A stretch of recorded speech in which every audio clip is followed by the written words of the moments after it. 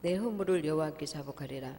시편 32편 1절에 우리가 지금 한 해의 마무리를 하는 데 있어서 지금 이 주간에 영적인 그런 어떤 마무리도 한 해를 잘 해야 될 줄 믿습니다. 우리가 허물에 사함을 얻고 그 죄의 가리움을 받은 자는 복이 있도다. 죄가 보이지 않도록 하나님께서 우리가 회개하면 덮어주십니다. 그래서 허물에 사함을 얻고 우리가 사함을 얻어야 되고 또한 죄의 가리움을 받은 자가 되어야 하는데, 펴놓으시고 시편 7편에 11절 한번 보겠습니다. 시편 7편 12절 시작. 사람이 회개치 아니하면 저가 그 칼을 가르시며 그 화를 이미 당겨 예비하셨도다. 우리가 이렇게 회개를 해야 된다는 것을 이제 막연하게 알지만은 하나님께서 이 죄에 대해서 얼마나 세밀하게 갈으시는가를 우리가 알아야 합니다. 12절에 보니까 사람이 회개치 아니하면 저가 그 칼을 가르시며, 사람이 칼을 갈아도 무서운 건데 하나님이 칼을 가르시면은 여기서 살아날 자가 어디 있겠습니까? 사람이 회개치 아니하면 저가 그 칼을 가르시며 그 활을 이미 당겨 예비하셨도다. 활을 당기어서 회개치 않는 자에게 그 활을 쏘도록 지금 그 활도 예비하시고 칼도 예비하시고, 우리가 이렇게 이 회개는 구원받은 자에게 해당되는 것입니다.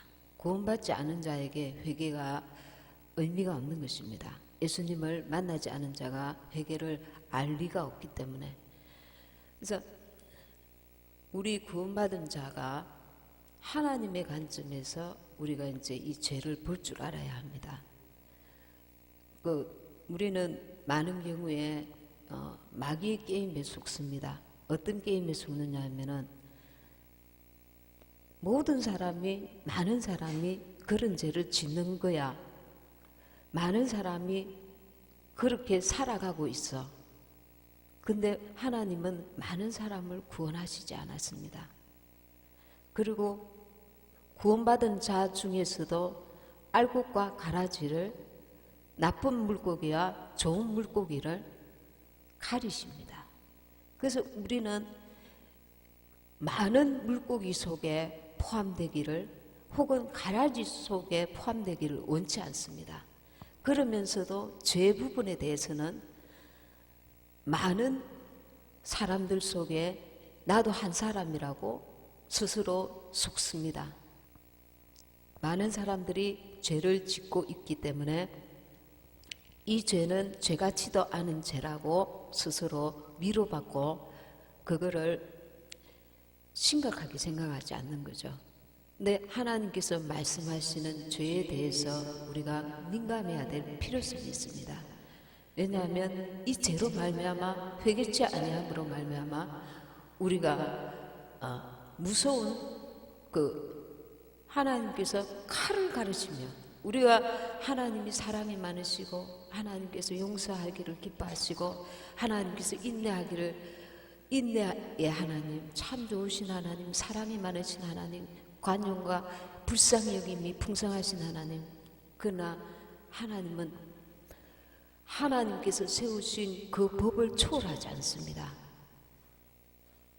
하나님께서 죄 있는 자마다 전부 다 처벌을 하신다는 게 아니고 우리에게 살아날 수 있는 기회를 주셨는데 그것이 회개입니다. 한 해를 돌아볼 때 더 많은 시간이 흘러가서 그 죄가 기억나지도 생각나지도 않게 되어서 우리가 미처 회개치 못하고 주 앞에 설 수가 있기 때문에 한 해를 돌아보면서 회개치 아니하면 저가 그 칼을 가르시며, 이 말씀이 우리 속에 깊이 부담으로 와야 합니다. 우리 자신의 죄를, 남도 그렇게 사는데, 많은 사람들이 그렇게 살아가는데, 내가 지은 죄는 이건 죄도 아니다. 내 눈으로 내 죄를 보지 마시고 하나님의 눈으로 내 죄를 보라는 겁니다. 하나님께서 내가 너를 택하였고 너를 구별시켰다. 그리고 너는 가라지가 아니고 알고기를 내가 원한다. 너는 나쁜 물고기가 아니라 좋은 물고기가 되기를 원한다. 회개하라는 기회를 주신다는 것은 우리에게 나쁜 물고기가 아니라 좋은 물고기, 가라지가 아니라 알고기 되기를 원하시는 그분의 그 갈망이 있으시는 겁니다. 근데 우리는 막연하게 살아가고 있지는 않은지 모릅니다. 우리가 교회 안에서 예수 믿지만 사람들이 너나 할 것 없이 그냥 보이는 큰 죄만 죄라고 생각하고 아무 생각 없이 내뱉는 말 한마디, 그리고 비판하고 판단하는 그 말 한마디, 나도 모르게 불순종이 몸에 배어있는 그 모습, 그러니까 우리는 죄를 작은 죄다 큰 죄다 구별하시지만 하나님은 그리하지 않는 것입니다. 죄를 죄라고 하시는 것입니다. 이거는 큰 죄다, 이거는 작은 죄다, 이렇게 구별하지 않으시고 죄라는 한마디로 말씀하고 계시는 겁니다. 죄 가운데는 또 여러 가지 죄가 있습니다. 원죄도 있고 자범죄도 있고 고범죄도 있고, 우리가 고범죄, 고의로 아주 죄질이 나쁜, 알면서 아주 작정하고 짓는 죄는 사람들이 사실 거의 없습니다. 그러나 알면서도 주의를 지키지 않는, 어쩔 수 없이 주의를 안 지킨다든가, 어쩔 수 없이 그 11조를 안 낸다든가, 어쩔 수 없이 하나님 앞에서 내가 전도하겠습니다, 결심해놓고 그 지키지 못한다든가, 기도하겠습니다 해놓고 하나님 앞에 기도해야 될 바를 그 기도의 자리에 날마다 하나님 앞에 하나님께서 그 기도하기를 원하시는 그 뜻을 저버린다든가, 그거 다 하나님 앞에 우리는 죄인 것입니다. 근데 죄를 죄로 느끼지 못하는 그 태도 때문에 하나님을 실망시키고 더 나아가서 칼을 갈게 하시는 겁니다. 칼을. 죄에 대한 우리의 태도가 참으로 하나님이 원하시는 그런 태도를 가져야 될 줄 압니다. 전에 영화가 있었습니다. 미량이라는 그런 영화로 제가 기억되는데 지금 기억이 다 안 나는데, 그 범죄자가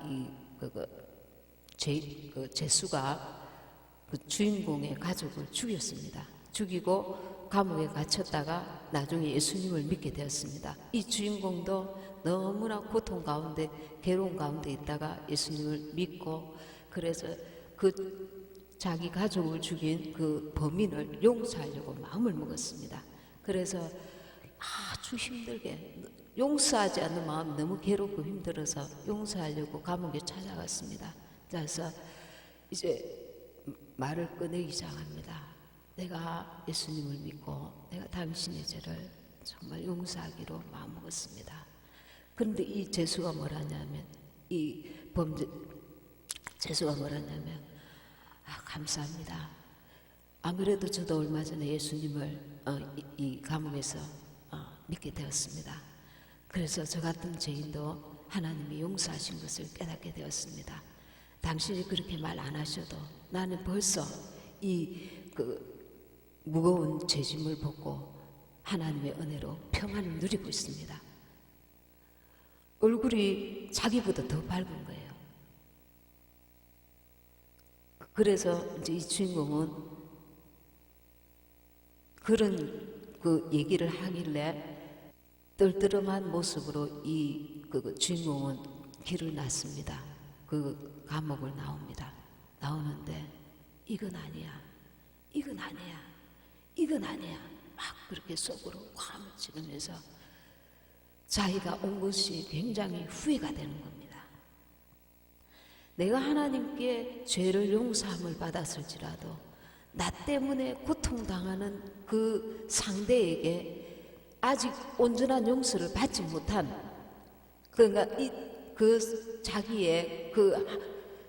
자기만 생각하는 게 아니라 자기 때문에 고통을 당하는 그 상대에게 그렇게 대하는 것은 더 큰 죄를 짓는 것이 되는 것입니다. 우리가 죄에 대한 그 입장이나 자세나 태도가 내가 생각하는 죄가 아니라 하나님이 보실 때에 내 죄를 볼 줄 알아야 되는 것입니다. 너는 큰 죄인이야. 그러면서 자기는 하나님 편에서 자기 죄를 볼 줄 모르는 겁니다. 그러니 하나님께서는 우리는 신앙생활 많이 하고 은혜를 많이 베푼 자일수록 하나님께서 아주 깊이 세밀하게 따지신다는 걸 알아야 합니다.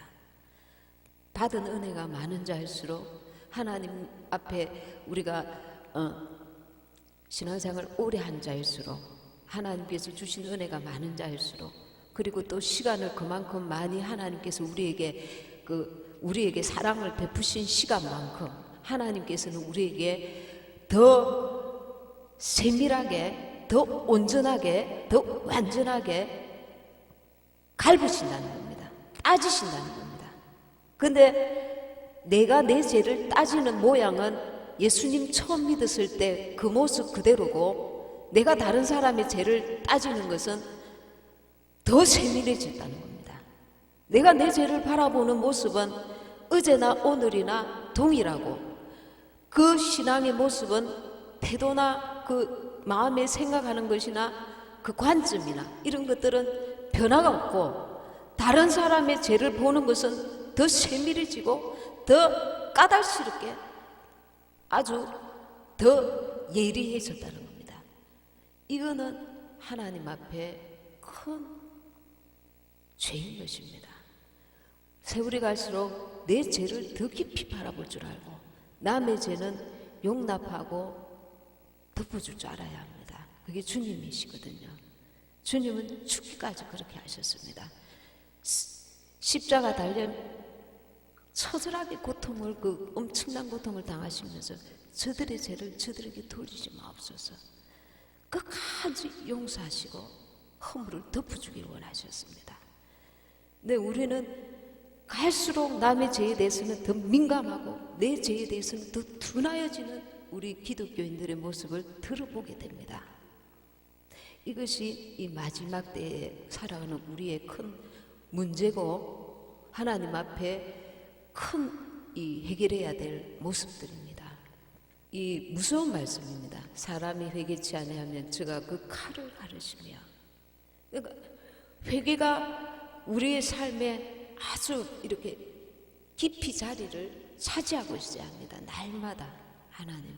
그래서 죄를 싫어하고 그 죄의 그 무거움을 예수님의 십자가 그 고난만큼 아주 깊이 있게 우리의 심정을 차지하고 있어야 합니다. 제가 얼마나 무서운가, 얼마나 하나님이 싫어하시는가. 그래서 회개를 우리가 깊이 하지 않기 때문에 적당히 하고 대강대강 넘어가니까 그 죄의 모습이 수년 동안 신앙생활을 해도 변화가 없는 거예요. 남에게는 변화를 요구하지만 정작 자기는 자기 모습을 못 보고 있는 거예요. 그대로입니다. 변화 없어요. 그대로입니다. 우리가 우리 자신을 한번 생각해 볼 때 우리가 정말 변화가 많이 일어났을까요? 신앙생활 지금까지 해온 만큼 주님 보실 때에 우리 신앙 인격에 변화가 일어났을까요? 얼만큼 일어났을까요? 주님의 고민은 이겁니다. 주님은 우리가 변화되지 않은 것 때문에 고민하십니다. 잠자지 못하십니다. 괴로워하십니다. 안타까워하십니다. 얼른 변화시켜서 주님 공중강림하실 때 휴거의 자리까지 우리를 옳으시고 7년 대환란이 끝나고 나면 이 땅에서 천년왕국이 이루어집니다. 왕노릇하게 됩니다. 휴거받은 자들은 천년왕국에서 왕노릇합니다. 그 엄청난 반열에 우리가 들어야 되는데 신앙은 제자리걸음을 하고 있단 말이에요. 자라가지 못하고 속사람이 성장하지 못하고 제자리걸음을 하고 있다. 가장 중요한 부분이 죄에 대해서 민감하려고 하지 않고 애써 그 죄에 대한 말씀은 한 귀로 듣고 흘려버리려고 애를 씁니다. 이거는 나에게 주신 말씀이 아니야. 아니야. No, 이건 아니야. 이 나에게 주신 말씀이 아니야. 귀를 씻어버립니다. 닦아버립니다. 듣기 싫어. 보기 싫어. 그리고 나를 즐겁게 하는 말씀, 나를 기쁘게 하는 말씀, 나를 행복하게 하는 말씀, 나를 높여주는 말씀, 위로되는 말씀, 그 말씀에 귀를 쫑긋합니다. 주님은 나를 사랑하시지, 나를 용서하셨지, 내게 긍휼과 자비와 은총을 베푸셨지, 앞으로도 그래 하실 거고 영원히 그래 하실 거야. 근데 회개치 않으면 칼을 가르시며 누가? 하나님이. 이 회개가 얼마나 중요한지 하나님이 칼을 갈고 계신, 그 좋으신 하나님, 그 사랑의 하나님이 칼을 갈고 계신, 하나님이 칼을 가신다는 것은 내 죄의 역사가 엄청나다는 거예요. 나는 아무렇지도 않게 지은 죄가 하나님 앞에서는 엄청난 파장이 있다는 거예요. 문제가 된다는 거예요. 원수에게 큰 빌미거리를 주고 있다는 겁니다. 원수가 참소를 사정시해야 됩니다.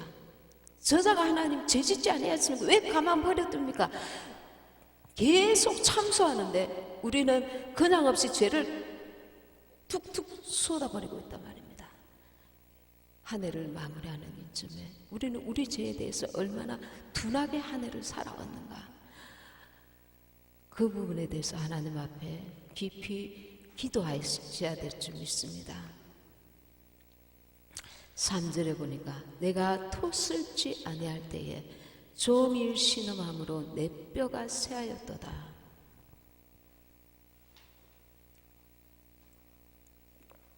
우리가 연약하고 허물 많은 인생인지라 우리도 모르게 죄를 지을 때도 많습니다. 근데 내가 토슬지 아니할 때에 종일 신음함으로 내 뼈가 쇠하였도다. 그 죄의 짐이 너무 무겁단 말입니다. 이 토설치 아니하면, 하나님 앞에 토설치 아니하면 그 죄의 무게 때문에 내가 너무 고통스러워서 신음하게 됩니다. 그것으로 인해서 내 뼈가 쇠하여집니다. 그런데 4절에 주의 손이 주야로 나를 누르시오니, 이 주님의 누르심을 느껴야 되는 겁니다. 내가 죄를 짓고 나서 주님이 나를 누르시는 것을 내가 느껴야 하는 겁니다. 하고 깨달을 수 있도록 주님이 아주 강력한 그 무게로 나를 확 누르고 계시는 것을 내가 그걸 느껴야 돼요. 안 느끼고 못 느끼면은 나에게 지금 문제가 있는 것입니다. 내 영혼에 문제가 있는 것입니다. 그것이 하나님께서 나를 용서하셨다는 의미가 아니라 내가 죄를 가볍게 여기는 그것이 몸에 배어 있다는 겁니다. 주님께서 콱 누리시는 것을 내가 느껴야 거기서 비로소 살려달라고 하는 하나님 앞에 회개의 기도가 나오는데, 주님께서 눌려도 그 눌림을 내가 못 느끼는 겁니다. 죄를 죄로 여기지 않는 거는 이미 내가 이 부분에서는 적어도 죄를 죄로 여기지 않는 것이 몸에 배었고 습관이 되었고, 그래서 하나님께서 아무리 눌려도 죄를 깊이 깨닫지도 못하고 그 하나님께서 누르시는 강력한 그 힘을 느낄 수 있는 영적 지각이, 판단이, 분별력이 오지 않는 것입니다. 그러니 이것이 둔하여지는, 내 영이 둔하여지고, 이 둔한 것이 얼마나 세월이 오래됐는지 모릅니다. 그래서 우리는 하나님 앞에 이 해가 가기 전에 하나님, 내 죄를 발견하게 해주세요. 내 죄를 깨닫게 해주세요. 내가 하나님이 싫어하시는 바 되는, 내가 주님을 정말 안타깝게 한, 주님을 기쁘시게 해드리지 못하고 주님의 근심이 되었던 죄를 깨닫게 해주세요.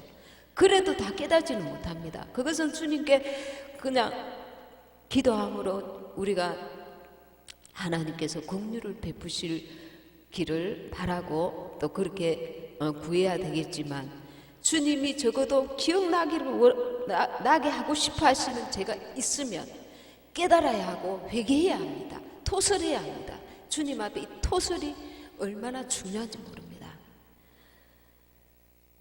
그렇지 않으면 이 누르시는 주님의 그 손길을 깨닫지 못함으로 인해서 내 죄는 계속 나를 따라다니고 있는 것입니다.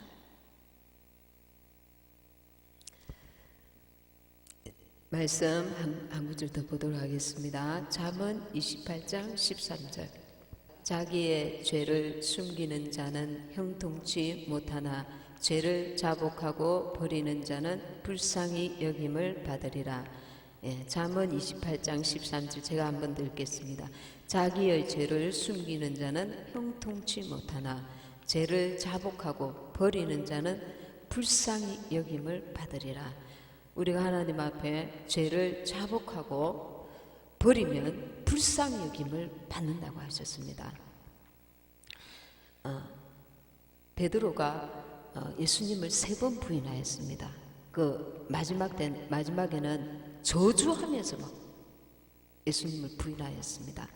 그러나 닭이 3번 울 때에 자기가 바깥에 나가서 하나님 앞에 통곡하면서 회개해야 하였습니다. 근데 가룟 유다는 그 예수님을 팔고 난 이후에 인간적인 방법으로 해결하려고 했습니다. 하나님 앞에 통해 자복하며 회개하였더라면 그에게는 다시 기회가 있었을지 모릅니다. 그러나 그렇지 아니하고 인간적인 방법으로 사람을 찾아가고 나중에는 자살하고 말았습니다. 그러니까 우리가 죄를 지었을 때에 인간적인 방법이 아니라 하나님 앞에 회개하고 또 사람한테 또 용서를 구할 바는 구해야 되겠지만 인간적인 방법이 아니라 하나님께서 원하시는 방법, 먼저 하나님 앞에 토설하고 이 죄를 인정하고 죄를 버리는 회개하는 그 기도를 반드시 필요로 한다는 것입니다. 자기의 죄를 숨기는 자는 형통치 못하나 죄를 자복하고 버리는 자는 불쌍히 여김을 받으리라. 모든 자가 불쌍히 여김을 받는 것이 아닙니다. 죄를 자복하고 버리는 자가 불쌍히 여김을 받는다는 것입니다. 한 해를 돌아보면서 내가 하나님 앞에 지은 죄가 무엇인지, 하나님께서 보시는 죄가 무엇인지, 내가 판단하는 죄가 아니라 하나님께서 나를 보실 때에 내게 회개하기를 원하시는 그 모습, 기도 제목, 회개의 제목이 무엇인지 우리는 오늘 이 밤에 그 내 죄를 깊이 깨닫게 하옵소서, 내 죄를 보게 하옵소서, 깨닫게 하옵소서. 그리하여서 주님 눈과 같이 희게 하여 주옵소서. 주님의 볼로 씻어주시고 용서하여 주시옵소서. 내 죄를 회개하며 하나님 앞에 기도하는 이 시간이 되기를 원합니다. 목사님 나오실 때까지 같이 주의 열창하시고 들은 말씀 생각하면서 기도하시겠습니다.